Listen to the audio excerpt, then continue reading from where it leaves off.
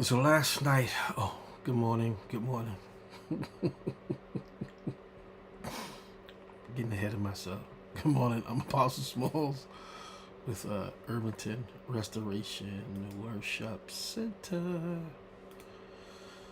So, hey, last night we had our prayer meeting, and the Lord really moved. Well, when I say the Lord really moved, there were some acts of faith uh, that was manifested, and from those acts of faith, it caused me to um, really be open and begin to share some things, and I was like, "Ooh, did I say what I said?" Now you want to know what I said, right? So this is what I said. I said, I said, I'm helping you. This is what I told those who were at the prayer meeting. I said, I'm helping you to help me. Because if you learn to help me, you'll learn how to help the city, you'll learn how to help the county, you'll learn how to help the state. Because most of the time, I don't move like one who needs help. But can I tell you a secret? Leadership needs your assistance. And so in Ephesians 4:16, from whom the whole body being fitted and held together by what every joint supplies according to the proper working of each individual part. According to the proper working of each individual part. Let me say that one more time. According to the proper work of each individual part causes the growth of the body for the building up of itself in love. The whole body is the church, joined to Christ as head and joined to one another in relationship and ministry. Every joint supplies, every connecting relationship, every believer and every gift is a channel through which Christ's life, strength, and grace flows to each other. When each part is working properly, the body grows healthy and mature, building itself up in love rather than depending on a few visible leaders. And so, I'm telling you, I was really excited by those faith moves that took place at the prayer meeting. And sometimes, can I tell you a secret? Sometimes your leader needs you to come up. Now, the problem with you coming up is you don't believe you need it. You don't believe you want it. You don't believe that what you have to offer is of any value. But you've got to get to a place to understand that your peace matters. Your peace is important. Who God has created you to be, the answer that God has given you, it is important to share. It is important to come alongside. It is important to be of assistance. Even when we begin to look at Moses and the battle at Amalek, and how Aaron and Hur had to hold up Moses' arms, know for a fact, man of God, woman of God, that you are called to be a vital part. Now, whatever part that is that you play, your peace matters. It matters. Okay.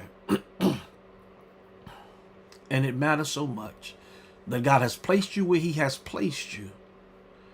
And there has become a demand on who God has called you to be, not who you are now. Most of the time we're comfortable with who we are, but we're not comfortable when the demand is placed on us to be more. What you mean? To be more than what we understand we are. And it's not until we begin to understand that God has placed us under God ordained leadership. This is the leadership that God has placed in my life to assist me to move from my complacency to move to a place of activation. And so there's some places they're fine with you not being activated. They're fine with you being complacent. But God places you somewhere where it's like, yeah, it's time. No, nope, you got to come off that bottle. Nope, come on, nope, it's time to pray. Come on, it's time to press. Come on, it's time to prophesy. Come on. And so know for a fact, like I said, this came about yesterday, but had this been at another time, I might not have even I might not have even said what I said. Oh, you just joined and you don't know what I said. Okay, check this out. Told my church, I said, I'm helping you to help me. See, that's a vulnerable moment because, like I said, if you know me, I'm good. My son told me like this. He said, Dad, I've never heard you ask for help. He said, all my life, I've never heard you ask for help. I was like, yeah, you're right. You're right. Because I was asking him for help with something, but I didn't ask for his help, but I was asking for his help the way I asked for help. And so I began to minister. I began to share with the church. I says, "Are you sensitive enough?" Now, I'm gonna share this. Can I share this? Y'all all right? Okay. Check this out. I said sometimes we see some men and women of God who fall in trouble into ministry because they are carrying the vision, the weight of it by themselves. And so there's nobody close enough to ask them to see in the spirit and begin to say, hey, you all right? You good? Something seems like it's going on with you. Are you okay? You know, you seem easily angered these days. You sure you all right? You know, you and your spouse good? You and your kids good? You know, is there something you need to talk about? See, there's a piece, I need you to catch this.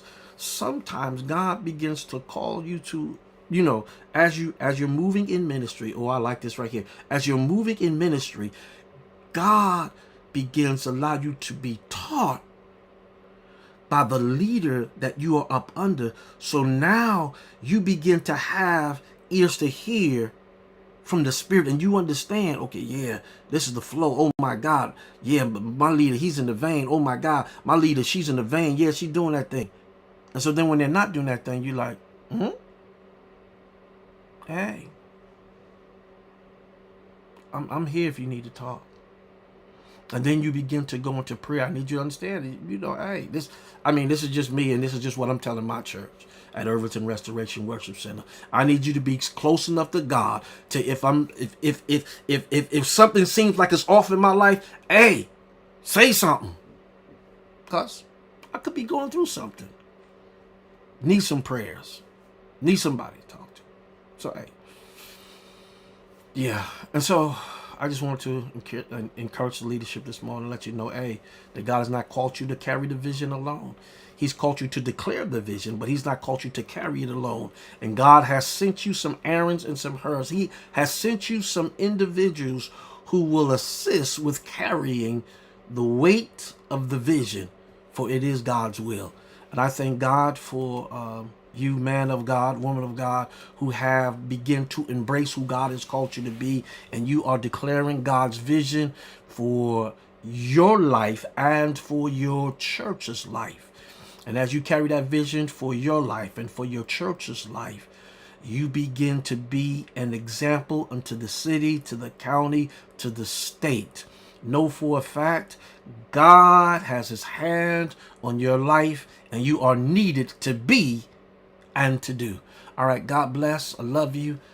Pray you have a great day. And hey, if this has helped you in any way, like, share, and subscribe. Hey, have a great day. And if you're in Kentucky,